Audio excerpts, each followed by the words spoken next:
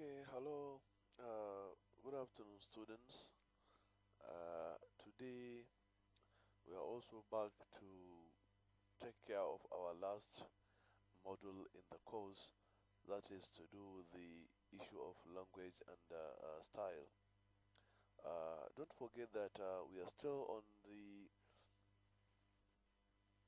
use of English, that is GSV 1201 slash 2201, which is use of English, and we are dealing with group G2 uh, that constitute Department of Physics and that of Mathematical Sciences.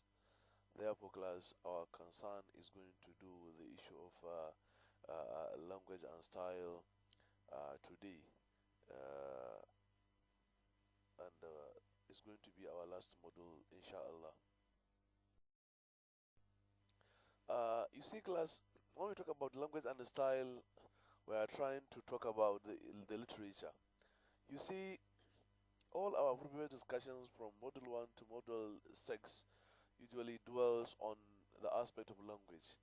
But remember one thing, class, we have in the study of English not only the language, but also what literature. Therefore, class, literature cannot also be left out. Therefore, we have to look at the inherent styles and the use of language that are there in the study of literature. That is why we are paying more attention on this module that is to do with the literary aspect or the literary part of the English studies. Now, the first thing is, what is literature? Literature is a broad term that encompasses almost everything we read, we see, and we hear. The term literature, class, is derived from the Latin words meaning writings, and the French belles lettres, meaning fine letters. Initially, class, literature referred mainly to fictional and imaginative writings and was divided into three genres or categories. These categories or genres are poetry, prose, and drama. Therefore, class, this is to do with the traditional understanding or the earlier understanding of the concept of literature or literature in English. Now, literature, class, is a form of each category that distinguishes it from the other forms or the other writings. For instance, class, all the first three genres could share the same theme or subject matter, such as corruption, love, education, etc. But each one of each one looks different on the page. That is, for example, remember, class, we told you we have three different genres. That is fiction, poetry, prose, and drama. So each of these can have a theme of, let's say, corruption, love, education, etc. But each one looks different on the page. What this means is that page of poetry is distinct or different from page of play or drama. Since poetry does not indicate speaker and nor does it provide stage direction in parentheses, the way the play text does. And prose is distinct or different because all the lines run to the edge of the page and do not stop arbitrarily the way that the lines in a poem, for instance, do. Therefore, class, by these little explanations, I'm very much sure you can understand that yes, there is significant differences between prose, poetry, and drama. Therefore, you need to uh, understand them and pay more attention in defining them and understanding their different dealings. Nowadays, class, however, the term literature has been expanded to encompass even writings that are factual or truth telling. There is now fourth genre or category of literature called life writing. That somebody or this refers to non-fictional writings such as autobiography, biography, diary, journal, memoir, travelogue, letters, and essays. That's why, class, you can see all these points or all these, issues I mentioned are usually factual, are usually written on a factual happening, truthful events, but still they are now considered as part of the literature due to one reason or the other. Now, let's look at what is fiction, class. The term fiction denotes any literary narrative, whether in prose or verse, which is invented instead of being an account of events that actually happened. Therefore, class, either a poem, a poetry, or prose, I mean, either poetry, prose, or drama, in as much as that particular narration or narrative denotes uh, uh, uh, an account of event that actual that doesn't happen, so that is what is termed as a fiction. Sometimes, class, fiction is used as a synonym for the novel. Note, however, that fiction is not the same as a lie or falsehood or untruth. No. This is because in fiction there is no attempt by the author to deceive the reader or audience, as is the case with the lie or falsehood. He's just maybe making the lines or his narration for one purpose or the other, not for the purpose of telling lies or making a falsehood. Therefore, class, fiction is simply a product of the imagination. When somebody sit down and imagine something, he may decide to create, to be creative, and put it into writing. Maybe it may look educating, entertaining, or even teach you us a lot of lessons. Therefore, class, writing or producing a work of fiction is a creative enterprise whereby the author invents a story world or depicts series of events that never happened, but not with the intention to deceive or to tell lies. Now, remember, class, in our discussions, I told you that we have the three genres of literature, which are going to be look at or are going to be going to deal with. We are going to deal with now. These three genres, class, are poetry, prose, and drama or play. So these are the three genres of literature. Now, let us look at the first one, poetry. A class, poetry is often considered the oldest form of literature. This is because it has existed since before writing was invented. When our ancestors told oral stories in some sorts of poetic form to make them easier to remember and recite, today poetry is usually written down, but is still sometimes performed. A text, class, is said to be a poem when it has meter or rhythm, and when it focuses on the way the syllables, the words, and phrases sound when put together. Poems are often made up of fragments and phrases rather than complete or grammatically correct sentences. Also, class, poetry is nearly always written in stanzas and lines, creating a unique look on the page. However, not all poems have a strict line arrangement or regular rhyme pattern. Such poems are called free form or free verse. Some pieces of poetry, class, are, let's say we look at rhyme. Rhyme is a picture of a poetry. Rhyme, a rhyme, class, is achieved when two or more words sound similar.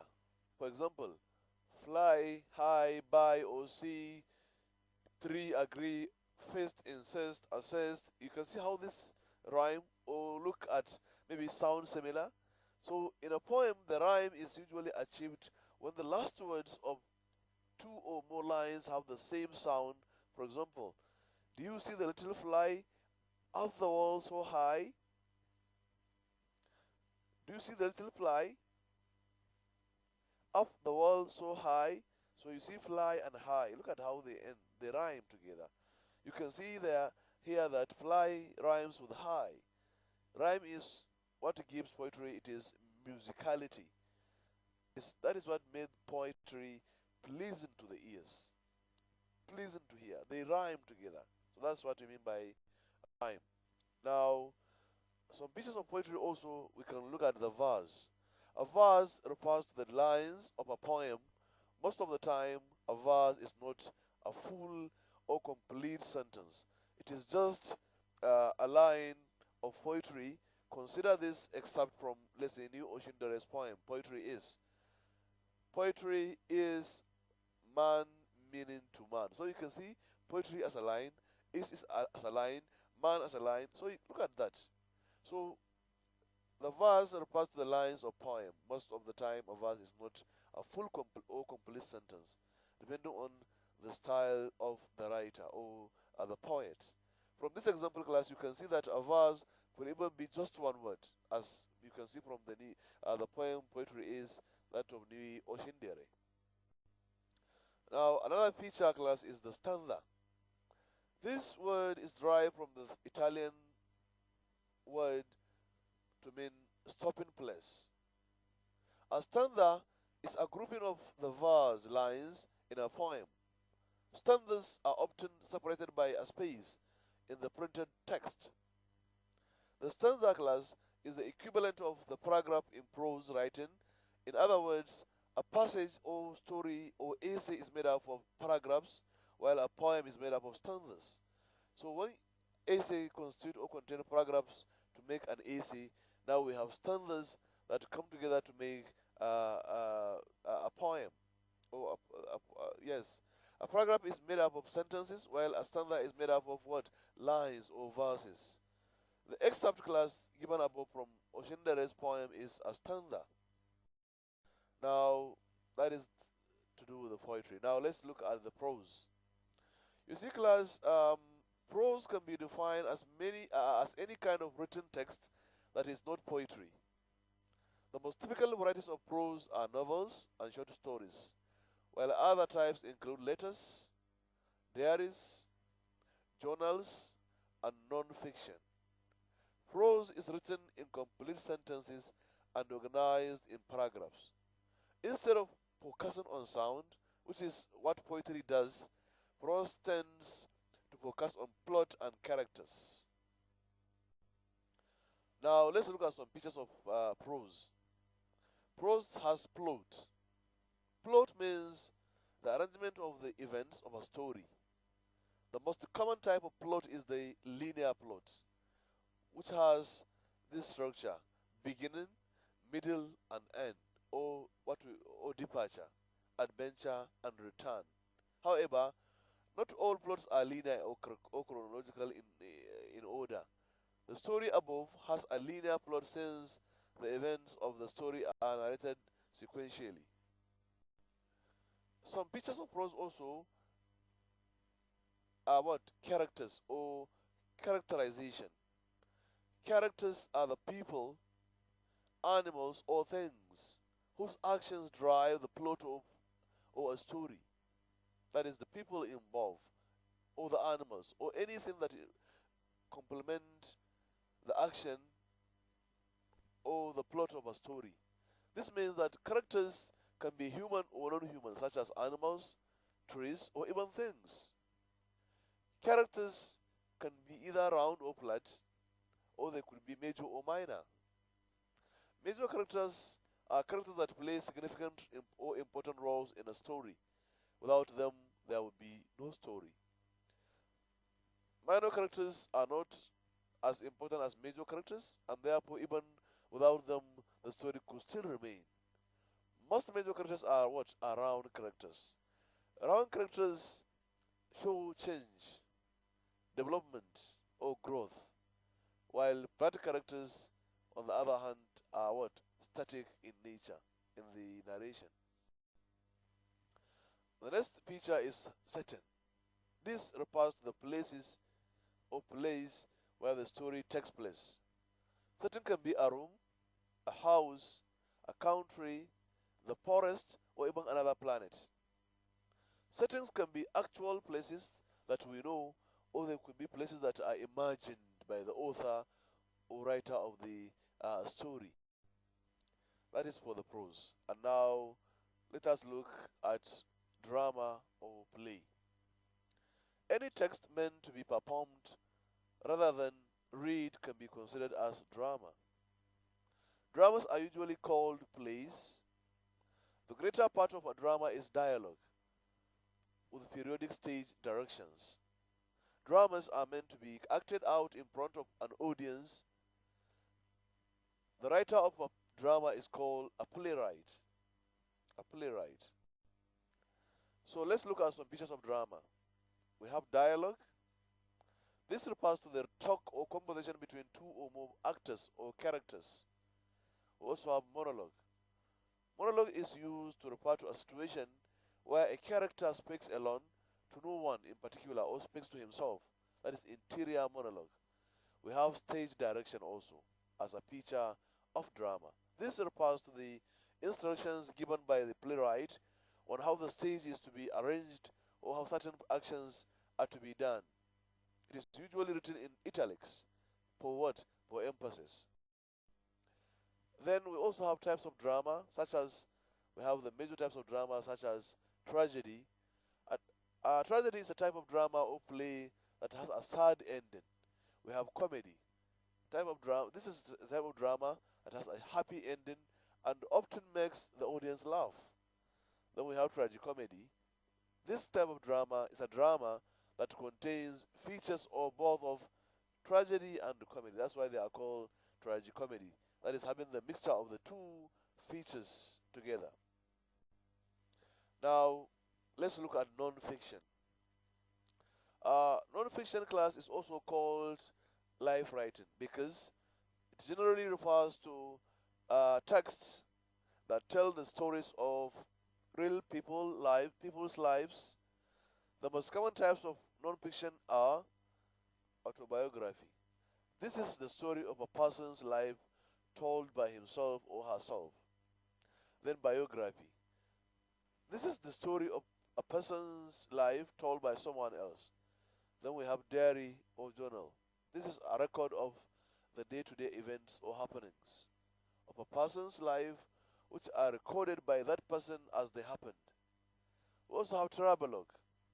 This is an account of a journey or travel recorded by the travelers, showcasing the strange people, places, things, and customs that they encountered in the course of their journey. So these are some of the very common types of non-fiction.